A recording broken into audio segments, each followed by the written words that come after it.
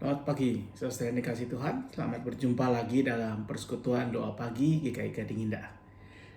Mari kita awali persekutuan kita dengan bersama-sama menyanyikan lagu berikut ini.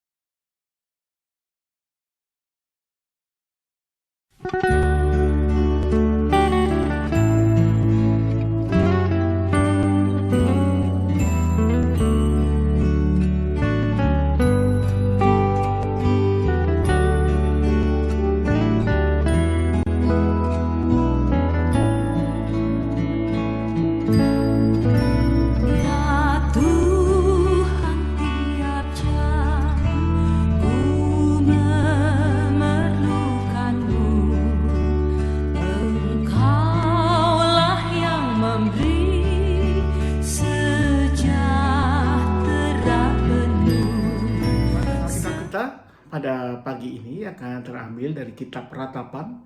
Ratapan pasalnya yang ketiga ayat 25 sampai 26. Demikian bunyinya. Tuhan adalah baik bagi orang yang berharap kepadanya, bagi jiwa yang mencari Dia. Adalah baik menanti dengan diam pertolongan Tuhan. Saudara yang kasih Tuhan, bagian Alkitab yang kita baca hari ini dari kitab Ratapan biasanya dikaitkan dengan Nabi Yeremia. Nabi Yeremia adalah seorang nabi yang melayani pada masa-masa terakhir kerajaan Yehuda, sampai nanti akhirnya kerajaan Yehuda ditaklukkan oleh Babilonia, oleh Raja Nebukadnezar, dan banyak orang termasuk Yeremia dibuang, direnggut dengan paksa dari kota atau dari daerah kelahirannya dan dibuang ke Babel. Dan Nabi Yeremia ini menarik, saudara-saudara. Kita biasa menganggap nabi sebagai sebuah pekerjaan yang terhormat, disegani, dihormati, dihargai. Tapi Nabi Yeremia adalah seorang nabi yang justru banyak mengalami penolakan, banyak dimusuhi oleh orang-orang sebangsanya, oleh saudara-saudara sebangsanya sendiri. Mengapa demikian? Karena Yeremia dalam pesannya menyuarakan suara Tuhan yang justru bertentangan dengan suara rakyat, dengan keinginan banyak orang, dengan kehendak raja. Kalau suara yang populis, ya, yang suara yang rakyat, yang umum, misalnya pada waktu itu menghendaki atau meyakini bahwa Tuhan menyertai Israel dan akan menang melawan musuh-musuhnya, Yeremia justru menyuarakan sebaliknya, bahwa Israel kalau mereka berani melawan Babel, maka mereka justru akan takluk, akan hancur. Karena itu Yeremia menyerukan pertobatan bagi Israel. Sayangnya apa yang ia serukan tidak pernah didengarkan. Malah Yeremia dimusuhi, dianggap sebagai seorang yang pesimis, yang hanya mengatakan hal yang buruk, yang jelek, tidak punya nada optimis sedikit pun, tidak mau mendukung pemerintah penguasa. Ia kemudian diasingkan, dikucilkan, dimusuhi, bahkan tak jarang dianiaya. Dan untuk semua itu Yeremia bersedih. Tak jarang ia berkeluh kesah pada Tuhan. Hingga akhirnya kita bisa membaca sebuah kitab yang diberi judul Ratapan. Yeremia biasa disebut sebagai the grieving prophet, ya, nabi yang berduka, yang menangis. Karena itu menarik kalau kita membaca apa yang tadi kita baru saja baca dari kitab Nabi Yeremia. Ketika Yeremia bisa mengatakan seperti ini, saudara-saudara. Tuhan adalah bagianku, oleh sebab itu aku berharap kepadanya. Dalam apapun juga, dalam keadaan paling pahit, paling berat, ketika ia ditolak, ketika ia diasingkan, ketika ia diusir, dimusuhi, hanya satu yang menjadi pengharapan Yeremia, yaitu Tuhan yang mengutusnya, yang sebetulnya mempercayakan sesuatu yang tidak menyenangkan baginya, yang sebetulnya ia tidak ingin lakukan. Tetapi Yeremia percaya, berharap kepada Tuhan. Dan ketika ia mengatakan adalah baik menanti dengan diam pertolongan Tuhan. Bukan dengan ketergesa-gesaan, bukan dengan euforia yang berlebihan, tetapi dalam ketenangan. Dalam bahasa Inggrisnya dikatakan in silence.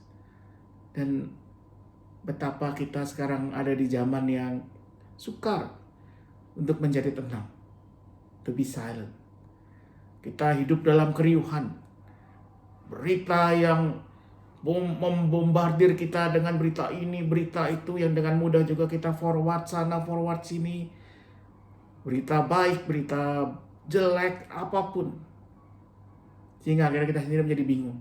Lalu yang mana yang benar?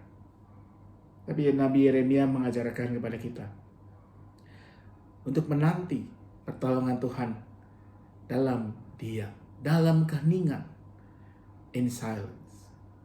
Karena dalam keheninganlah Tuhan akan berbisik dan menyatakan kasih-Nya kepada kita. Kesabaran, ketekunan, pengharapan. Itulah pesan dari kitab Nabi Yeremia, dari kitab Ratapan. sekalipun suasana begitu berat, seperti yang tengah kita alami saat ini. Tapi kalau kita mau berdiam diri sejenak, belajar menentukan hati dan pikiran kita, sehingga Tuhan berbicara, menenangkan, dan pada akhirnya menunjukkan jalannya, menunjukkan, menyatakan pertolongannya. Maka biarlah kita boleh belajar berdiam dalam keheningan, dalam ketenangan, sehingga kita peka terhadap kehendak dan pertolongan Tuhan. Kiranya Tuhan menolong kita selalu.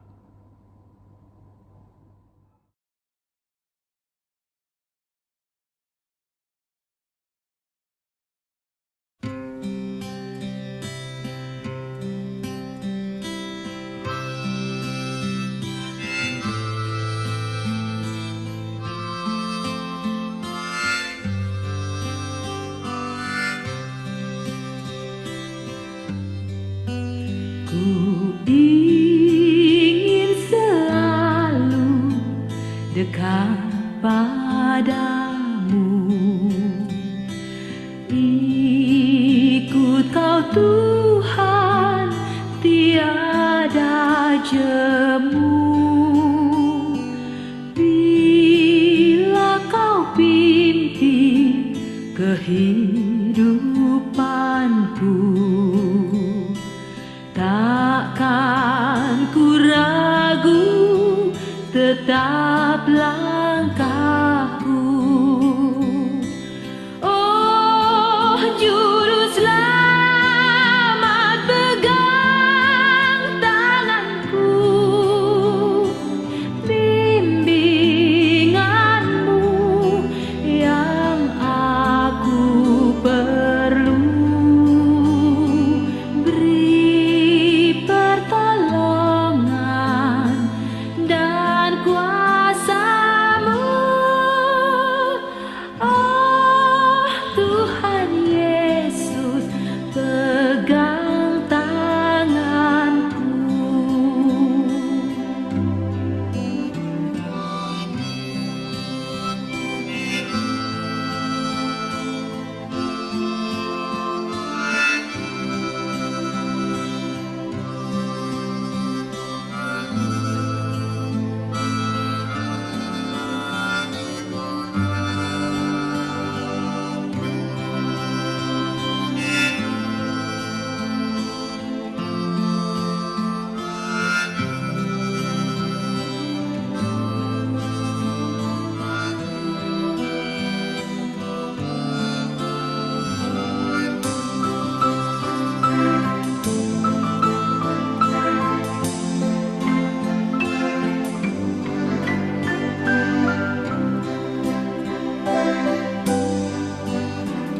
Gelap perjalanan yang aku tempuh, namun cerah berseri jiwaku.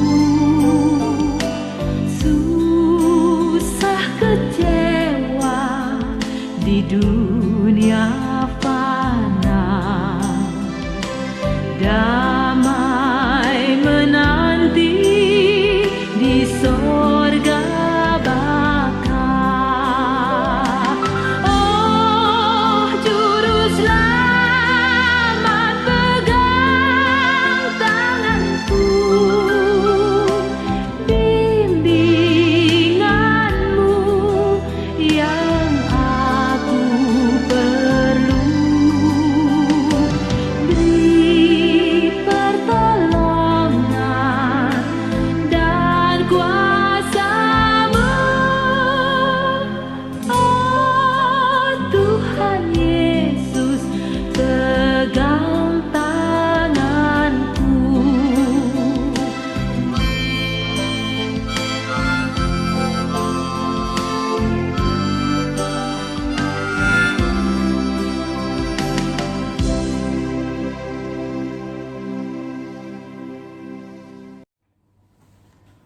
Kini mari kita menaikkan doa-doa syafaat kita. Yang pertama, marilah kita berdoa agar Tuhan menganugerahkan kesabaran, ketekunan bagi setiap orang, bagi setiap keluarga yang terdampak pandemi.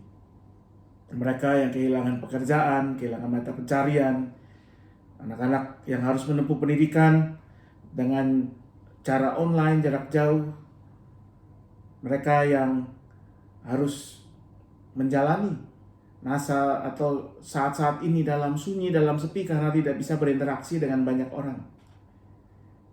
Kiranya Tuhan menganugerahkan kesabaran, ketekunan, ketenangan hati kepada mereka semua.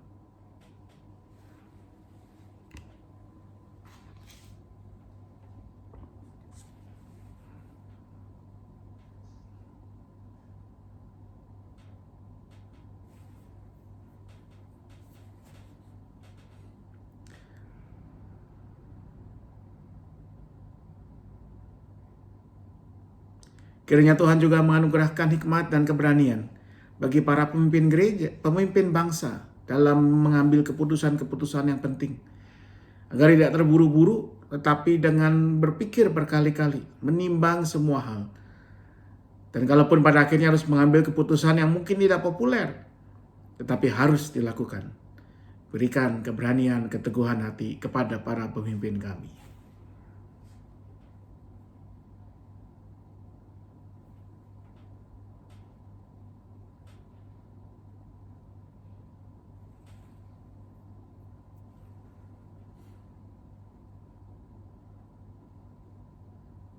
Kiranya juga Tuhan memberikan hikmat, kesabaran kepada gereja, kepada kita semua. Agar dalam menghadapi pandemi ini kita boleh tetap menjadi gereja yang memelihara dan menyatakan kehidupan. Kita tidak terburu-buru dalam kembali berkumpul. Tetapi kita berusaha agar apapun yang kita lakukan pada akhirnya mendatangkan kebaikan. Bukan hanya bagi diri kita sendiri, tetapi terutama bagi orang-orang lain yang ada di sekitar kita. Doakan agar gereja Tuhan tetap menjadi berkat, baik bagi para anggota ataupun simpatisannya, tetapi juga untuk lingkungan masyarakat di sekitarnya.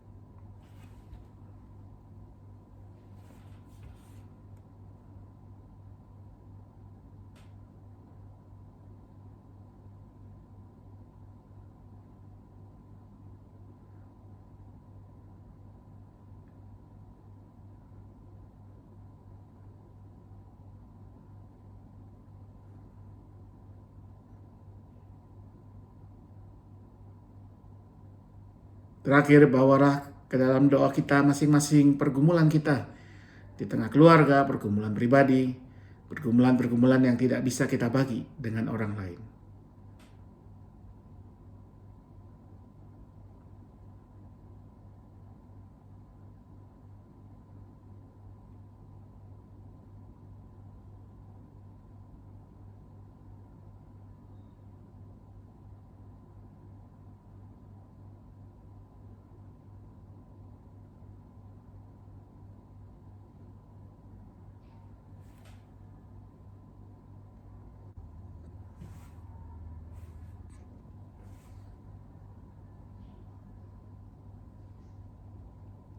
Ya Tuhan, inilah doa-doa kami, terimalah karena kami naikkannya dalam satu nama Yesus Kristus Tuhan kami, yang juga mengajarkan kami berdoa.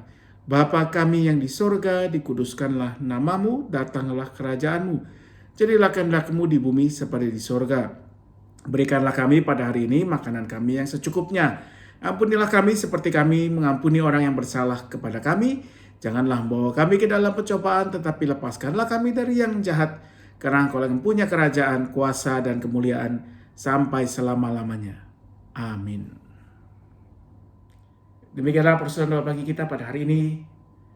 Tuhan menyertai saudara sekalian dalam segala aktivitas di hari ini. Tuhan memberkati selalu.